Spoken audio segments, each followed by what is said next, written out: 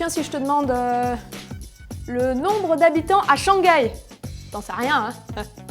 Eh ben en fait, plus de 20 millions. Ah oui, bah t'as raison.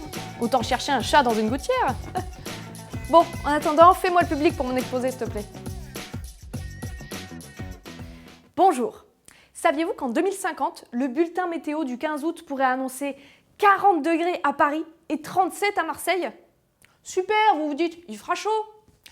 Alors, il y a déjà eu des périodes de canicule, sauf que là, il ne s'agirait plus d'une météo exceptionnelle, mais bien d'un été normal. Bon, et là, comme d'habitude, tu te demandes où je veux en venir? Les villes, le changement climatique. Bon, eh bien en fait, vois-tu, on oublie trop facilement que près de 60% de la population mondiale vit en zone urbaine. C'est pas loin de 5 milliards de personnes qui vivent dans des villes. Et là, tu comprends mieux notre sujet?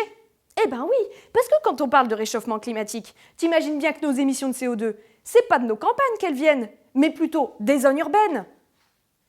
Oh, joli les dessins. Bon, dans une ville, on circule. Émissions de CO2. On se chauffe. Émissions de CO2. On se refroidit. Émissions de CO2. Et puis, on fabrique. Émissions de CO2. Ça fait beaucoup de CO2.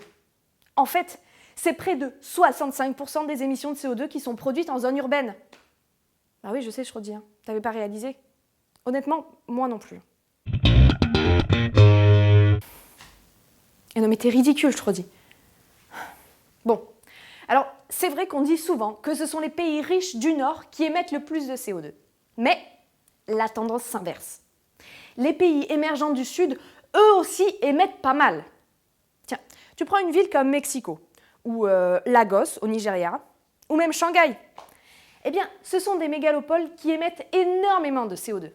Tu vois, c'est pas si simple que ça. Et comme dit mon prof de SVT, le problème est global, mais la solution est locale. Alors, quand on parle des émissions de CO2 et de les réduire, ça va forcément passer par les villes. Comment peuvent-elles atténuer leurs émissions ou s'adapter pour ne plus en produire? Parce que je te rappelle que c'est 65% des émissions de CO2 qui sont produites par les villes. Une ville peut être étendue, comme les grandes villes américaines, ou plus ramassée. Il peut y avoir des petits lotissements, des grands immeubles, il y a des rues goudronnées, des espaces verts. En fait, tu vois, une ville, c'est un peu comme un îlot de chaleur. Regarde. Tu vois ici, la température aux abords des villes est moins importante. Souvent, c'est parce qu'il y a de l'eau, des espaces verts, de la campagne. Ce qui fait augmenter la température en ville, ce sont les façades des immeubles qui restituent la chaleur qu'ils ont emmagasinée pendant la journée. Il y a aussi le goudron des rues, le chauffage, la clim, et puis j'en passe. Alors tu vois, le problème qui se pose est simple. Si les villes sont de plus en plus peuplées, avec plus de circulation, moins d'espaces verts, des matériaux de construction qui emmagasinent la chaleur, alors là, la ville risque bien de ressembler non plus à un îlot de chaleur, mais à un cap. Que dis-je un cap? Une péninsule de chaleur. Tu pourrais applaudir quand même, je redis. Ça vaut un premier prix de conservatoire, quoi.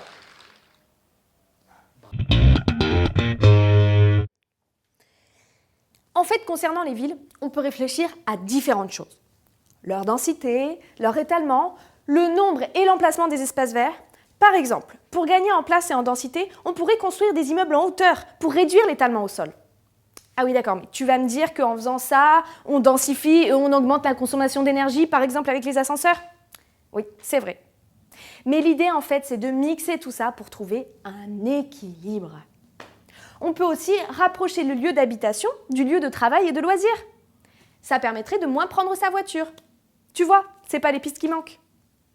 Et tu savais, toi, qu'on est en train de construire des villes zéro carbone, en jouant justement sur les matériaux de construction, les espaces verts, des petits lacs pour favoriser l'évaporation, plus de transports en commun, l'utilisation de l'énergie solaire aussi, etc., etc. On appelle ça des smart cities.